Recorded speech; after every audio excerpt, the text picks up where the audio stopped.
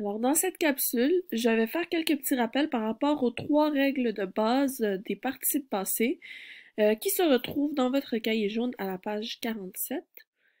Donc, quand vous voyez une phrase, première chose que vous devez observer, c'est s'il y a un auxiliaire ou pas. Donc, si vous voyez qu'il y a un participe passé mais qu'il n'y a pas d'auxiliaire, c'est ce qu'on appelle un participe passé employé seul. Donc, il s'accorde comme un adjectif avec le nom ou le pronom auquel il se rapporte. Donc, il faut regarder le genre et le nombre du sujet et l'accorder directement avec le participe passé. Donc, je vous invite à noter l'exemple à la page 47. Dans la petite case vide, la phrase suivante. Énervée, virgule, elle préfère ne rien dire. Donc, vous avez le participe passé énervé. Vous avez le sujet elle, mais il n'y a pas d'auxiliaire dans la phrase. Donc, le participe passé s'accorde directement avec le sujet qui est féminin pluriel et qui donne son accord au participe passé. Alors, je mets un ES à la fin. S'il y a un auxiliaire être dans la phrase, j'appelle ça un participe passé employé avec l'auxiliaire être, bien sûr. Et il s'accorde directement avec le sujet. Donc, c'est un peu le même principe. Si je dis par exemple, et je vous l'invite à l'écrire également dans votre cahier, les lionnes sont arrivées.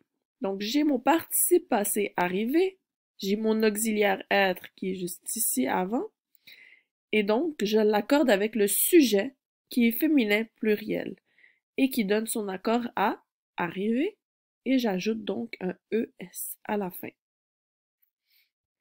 Si par contre nous avons un participe passé employé avec avoir, en général, on dit qu'il est invariable. Donc, par exemple, elle a démissionné.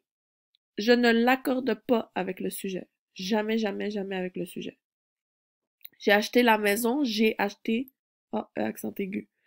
Par contre, si le CD est placé avant le verbe, donc comment qu'on fait pour trouver un CD déjà? On pose la question qui ou quoi après le verbe.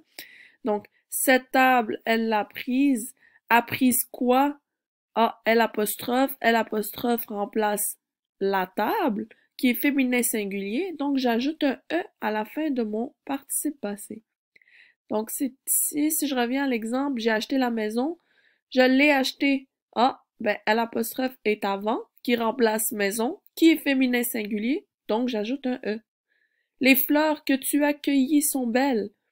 Une fleur. Ah, tu as accueilli quoi? Une fleur. Pardon. Et c'est féminin pluriel, donc ES. Quelle voiture a-t-il vendu? Il a vendu quoi? Une voiture. Donc voiture, c'est avant, c'est féminin singulier. J'ajoute un E. Combien de coquillages a-t-elle ramassé? Elle a ramassé quoi?